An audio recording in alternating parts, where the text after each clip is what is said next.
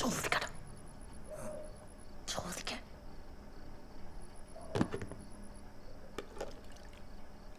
എന്താ അമ്മയും മോനും കൂടെ? മോളെ മാളു, നമ്മുടെ കുമ്പഴ എന്ന് പറയുന്നത് വലിയ സിറ്റി ഒന്നുമല്ല. വളരെ സാധാരണക്കാര് ആർത്തുല്ലസിച്ച് ജീവിക്കുന്ന ഒരു പ്രശാന്ത സുന്ദരമായ കൊച്ചു ഗ്രാമമാണിത്. ഒരു മിനിറ്റ്, ചേട്ടൻ വല്ല കഥാപ്രസംഗത്തിനും പോകുന്നുണ്ടോ? നിന്നോട് ചോദിക്കാൻ പറഞ്ഞ നേരത്തിനെ ഒരു മരത്തിനോടാണ് ചോദിച്ചെങ്കിൽ അത് 2 ഇലയെങ്കിലും വീശി കാണിച്ചേനെ. കാര്യം പറയടാ. മാളു, നീ ഇന്ന് ആരാണ്ടരുടെ കൂടെ ബൈക്കിൽ കയറി വന്നു. സംഗതി അവർ നിന്റെ ഫ്രണ്ട്സ് ഒക്കെയാണ്. പക്ഷെ ഇവിടെ പണിയില്ലാതെ നടക്കുന്നവർക്ക്, ഇൻഫ്ലുവൻസേഴ്സിന് എന്തെങ്കിലും പറയാനുള്ള അവസരം നമ്മളായിട്ട് ഉണ്ടാക്കി കൊടുക്കണോ? അതുകൊണ്ട് നാളെ മുതൽ ഇനി ഇത് ബൈക്കിൽ വരരുത്. അങ്ങനെ വല്ല കാരണവശാലും ലേറ്റ് ആയ ഓട്ടോ പിടിച്ച് വരണം. അതൊരു പുതിയ പരിപാടിയാണ് അമ്മേ. എന്റെ ചേട്ടാ, ഏത് നൂറ്റാണ്ടിലാ ചേട്ടൻ ജീവിക്കുന്നേ? 19 ഞാൻ ഒരു ഫ്രണ്ടിന്റെ കൂടെ ബൈക്കിൽ കയറിയെന്നോർത്ത് എന്നാ സംഭവിക്കാനാ? ഇന്ന് ഞങ്ങൾ ഇങ്ങനെ വരുന്നതും കണ്ട് ഏതെങ്കിലും ഒരു പണിയില്ലാത്ത കേശവമാമൻ. അതാരടി കേശവമാമൻ? അതൊരു പൊതുനാമമാണ് അമ്മേ. ഞങ്ങളെ കുറിച്ച് എന്തെങ്കിലുമൊക്കെ പറഞ്ഞെന്ന് വരും. നാളെ അവര് ചേട്ടനെ കുറിച്ചായിരിക്കും പറയാ. എന്ത് പറയാ? അതൊക്കെ പറയും. ചിലപ്പോ ദേ ചേച്ചിയെ കുറിച്ചായിരിക്കും പറയാ. അവളെ തൊട്ട് കളിക്കണ്ട, ആദ്യം നീ അവളെ കണ്ടുപിടിക്കട്ടോ. ഓ, എന്തായാലും നാട്ടുകാരിങ്ങനെ പറഞ്ഞുകൊണ്ടിരിക്കും. ഇതൊക്കെ വിശ്വസിക്കാൻ മാത്രം മണ്ടനാവില്ല ചേട്ടാ. ദേ, നീ ലേറ്റ് ആയി വന്ന ഞാൻ ഒന്നും പറയുന്നില്ല. പക്ഷെ ചേട്ടൻ്റെ അടുത്ത് തറുതലവട്ടം നിന്നുണ്ടല്ലോ, ചൂടുവെള്ളമായിരിക്കും മുഖത്ത് ഞാൻ ഒഴിക്കും. മാളു, ആ പയ്യന്റെ പേരെന്തുവാന്നാ പറഞ്ഞേ? ബിബീഷ്. ബിബീഷ്? എനിക്കും കുറച്ച്. ബിബീഷ് കരുണാകരൻ. ബിബീഷ് കരുണാകര? പറയടി, ബിബീഷ് കരുണാകര? ബിബീഷ് കരുണാകര മേനോൻ.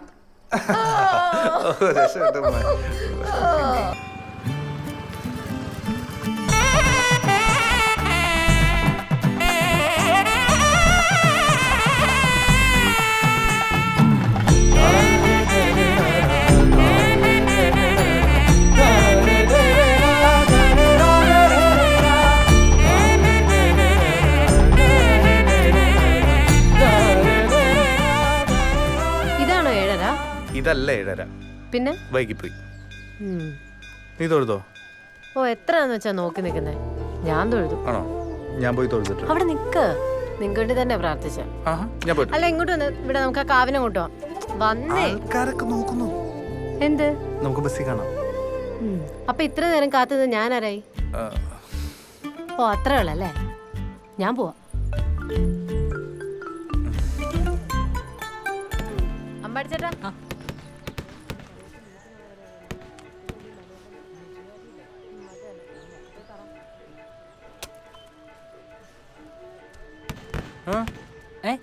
അവളെന്തോ പറഞ്ഞു? അല്ല, അത് അവളുടെ അച്ഛനുണ്ടല്ലോ, കരയോഗ പ്രസിഡന്റ്, പുള്ളിയുടെ മുമ്പിൽ നിനക്കൊരു ഇമേജ് ഉണ്ടാക്കിയെടുക്കണേ. പറഞ്ഞ് നടക്കില്ല, ബുദ്ധിമുട്ടാണെന്ന്. പ്രാർത്ഥിക്ക, അമ്പലമല്ലേ. അതുകൊണ്ട് തെരഞ്ഞെടുപ്പ് ഒരു കാരണവശാലും നമുക്ക് അനുവദിക്കാൻ പറ്റില്ല. മനസ്സിലായി? ചെന്ന ഇതെവിടെ പോയി കിടക്കുകയായിരുന്നു ഇത്ര നേരം? വിളിക്കണേ നിന്റെ വള്ളി ചിറ്റപ്പൻ. ഇങ്ങോട്ട് ഒരു കാര്യം പറയണ്ട. എടാ, മീറ്റിങ്ങിനിടയ്ക്ക് ആ ജഗദമ്പിള്ള തെരഞ്ഞെടുപ്പിൻ്റെ കാര്യം എടുത്തിടുമെന്ന് വിവരം കിട്ടിയിട്ടുണ്ട്. നിങ്ങൾ 2 പേരും എൻ്റെ കൂടെ നിന്നോണം. ഒരു കാരണവശാലും സെക്രട്ടറിയെ മാറ്റാൻ സമ്മതിക്കരുത്. ചിറ്റപ്പൻ ധൈര്യമായിട്ടിരി. ഈ കരയോഗത്തിനൊരു സെക്രട്ടറി ഉണ്ടെങ്കിൽ അത് മരണം വരെ എന്റെ ജനാർദ്ദൻ ചിറ്റപ്പനായിരിക്കും. എനിക്കത് കേട്ടാ മതി. ചിറ്റപ്പ, മനം കൊളുത്തിയ ദീപിക NSS ദീപിക തലമുറ തലമുറക്കായി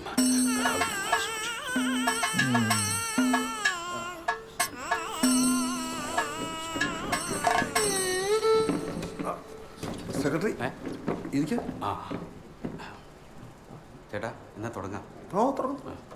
നമസ്കാരം. സരസ്വതി വിലാസം NSS കരയോഗം ക്രമ നമ്പർ 421 കഴിഞ്ഞ വർഷത്തെ പ്രവർത്തന റിപ്പോർട്ട് വായിക്കാൻ പ്രസിഡന്റ് ഇന്ദ്രസേനക്കുറുപ്പ് ചേട്ടനെ ഞാൻ ബഹുമാന പുരസ്സരം ക്ഷണിച്ചുകൊള്ളുന്നു.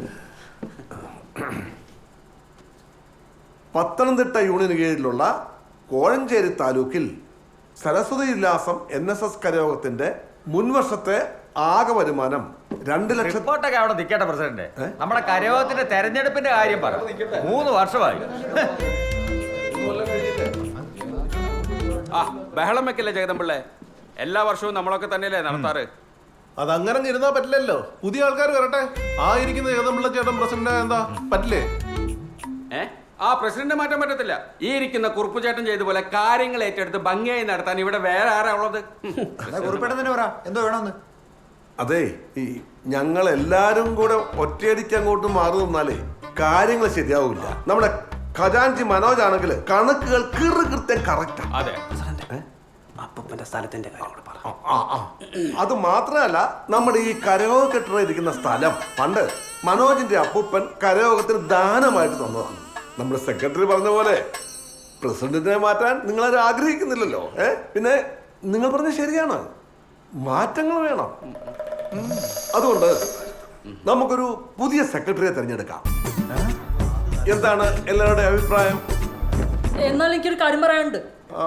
എന്താ? സമുദായത്തിന്റെ ഉന്നമനത്തിന് വേണ്ടി അഹോരാത്രം പ്രവർത്തിക്കാൻ പറ്റിയൊരു യുവാവുണ്ട്. ആരാണ് അയാൾ? മനു മോഹൻ നായർ. അത് ശരിയാവില്ല. അതൊക്കെ ശരിയാവും. ഉത്തരവാദിത്തമുള്ള ജോലിയാ. അതിനെന്താ, ചെറുപ്പക്കാർ വരട്ടെ. നമ്മുടെ കല്ലുവേലിലെ മോഹന്റെ മകനല്ലേ? അതെ, ഞാൻ പിന്താങ്ങുന്നു. ഞാനും. ആളെവിടെ? ദേവിടെ ഉണ്ടോ? ഓ വരൂ വരൂ. പിന്താങ്ങി പിന്താങ്ങി എഴുന്നേറ്റ്. വരൂന്ന്.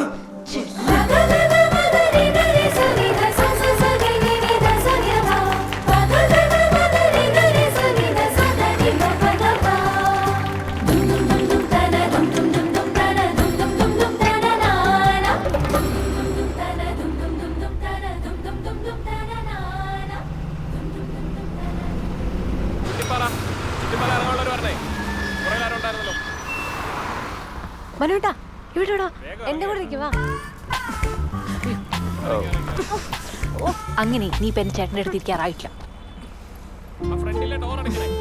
നിനക്കൊരു സ്ഥലമൊന്നും കിട്ടിയില്ല. എനിക്ക് തോന്നെടുത്തിരിക്കും. മനുഷ്യേട്ടോ, പുറകിൽ സീറ്റ് ഉണ്ട്, ഇരിക്കാം. എടോ, താൻ എന്നെക്കാളും മൂത്തല്ലേ? താൻ എന്തിനാണ് മനുഷ്യേട്ടാന്ന് വിളിക്കുന്നത്? അല്ല മനുഷ്യേട്ടാ, നമ്മൾ ബഹുമാനിക്കേണ്ടവരെ എപ്പോഴായാലും ബഹുമാനിച്ചല്ല പറ്റൂ. മനുഷ്യേട്ടൻ ഇരിക്കുക.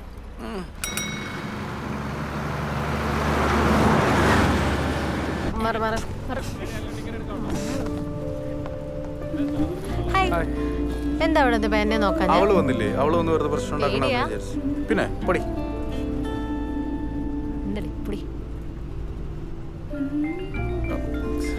ആരാ?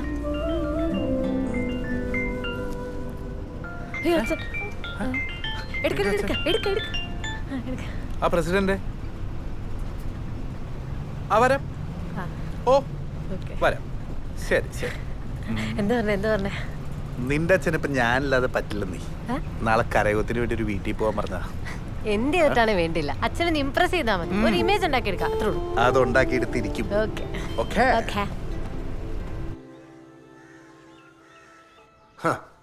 നേരത്തെ തന്നെ നിങ്ങളൊന്ന് ശ്രദ്ധിക്കണമായിരുന്നു. വല്ല നാട്ടിലും പോയി കഴിഞ്ഞാൽ കണ്ട ജാതികളുടെ പോകുന്നതല്ലേ ഇപ്പോഴത്തെ ഒരു ഫാഷൻ. എന്റെ മോളെ അതുകൊണ്ടല്ലേ ഞാൻ നമ്മുടെ നാട്ടിൽ തന്നെ പഠിപ്പിക്കുന്നത്. അതാകുമ്പോ നമ്മുടെ ഒരു കണ്ണ് എപ്പോഴും. നമ്മുടെ ഒരു ചെക്കൻ പോയി വേറൊരു ജാതിയിൽപ്പെട്ട പെണ്ണെ വിളിച്ചോണ്ട് തരുന്നെങ്കിൽ പിന്നെ പോട്ടെന്ന്.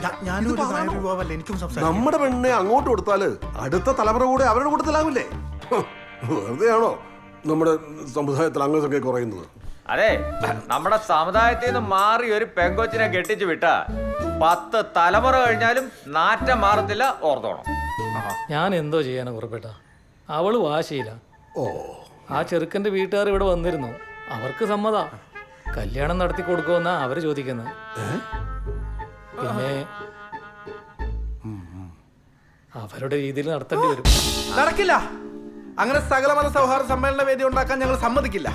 ഒന്നെങ്കിൽ അവരുടെ വഴി, അല്ലെങ്കിൽ നമ്മുടെ വഴി. ഇനിയും ചേട്ടൻ നടത്തി കൊടുക്കാനാണ് ഭാവമെങ്കിൽ അതിനോട് കരയോഗം സഹകരിക്കുന്നതല്ല. അല്ലേ പ്രസിഡന്റ്? സെക്രട്ടറി പറഞ്ഞ പോലെ ഞങ്ങൾ സഹകരിക്കുന്ന പ്രശ്നമേ ഇല്ല. മനു, എൻ്റെ മൂത്ത കൊച്ചിൻ്റെ കല്യാണം കരയോഗവും കുടുംബ മഹാത്മ്യവും ഒക്കെ നോക്കി നിങ്ങൾ തന്നെ ഉറപ്പിച്ച് നടത്തിയതല്ലേ? എന്നിട്ട് എന്തായി? അവസാനം ആ കുലപുരുഷൻ എൻ്റെ കൊച്ചിന് ഇട്ടേച്ചും പോയി. ഡിവോഴ്സ് ആയാലെന്താ? നഷ്ടപരിഹാരം നമ്മൾ മേടിച്ചു കൊടുത്തില്ലയോ? കല്യാണം കഴിഞ്ഞാൽ അവർ ബാംഗ്ലൂർക്ക് പോകും. ഓഹോ, എല്ലാം ഉറപ്പിച്ചിട്ടാണല്ലോ ഞങ്ങളെ വിളിച്ചു വരുത്തിയത്.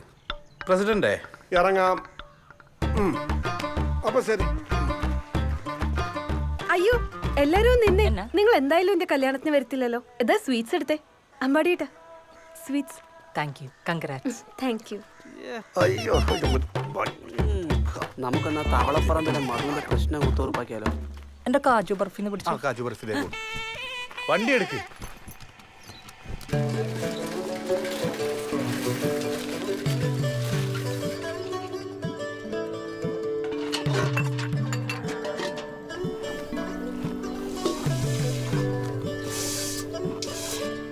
എന്റെ ഈ രണ്ടെണ്ണം തന്നെ അധികമാ.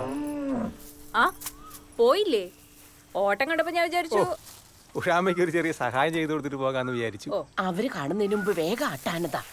അമ്മയ്ക്ക് എന്തിന്റെ കേടാ? ഇതെന്തിനു മുറ്റത്ത് കയറി മുള നടന്നേ? ഡി, ആ രാജീവൻ കിട്ടിക്കൊണ്ടുവന്ന പെണ്ണിന്റെ നാളെ ആയില്ല. ഇതോടെ നാളെ ഞാൻ ചോദിച്ചപ്പോ അവള് പറയുവാ മരുമോള് തൃക്കേട്ടയാണെന്ന്. അതിന് ആ പെണ്ണിന്റെ നാളെ ഏതായാലും അമ്മയ്ക്ക് എന്താ? നിനക്ക് അങ്ങനെ പറയാം. ആ ഇല്ലകാരി രാവിലെ എണീറ്റ് കൊണ്ട് നോക്കിയാലേ കുടുംബം മുടിഞ്ഞു പോകും. ദൃഷ്ടിദോഷം. ആനന്ദ, ആ മുഴുത്ത കമ്പ് തന്നെ നോക്കിയെടുത്ത് വെക്കേ.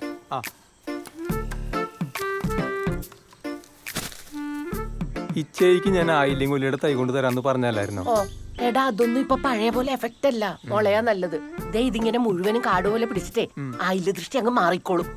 ആ വേഗാട്ടെ. പോരെ? കൊച്ചേട്ടാ എന്തായാലും പോയില്ലല്ലോ, ബാ നമുക്കത് ക്ലീൻ ചെയ്ത്. കൊച്ചാട്ടാ എന്താ ചേച്ചി രാവിലെ? ഒന്നുമില്ല ഗീതേ, ഇവള് ചുമ്മാ രാവിലെ ആനന്ദനുമായിട്ട് വെറുതെ അങ്ങ് വഴക്കാതെ. അതാന്നോ? എന്നാ ശരി, ഞാൻ അങ്ങോട്ട് പോട്ടെ. രാവിലെ പണിയൊന്നും തുടങ്ങിയില്ല.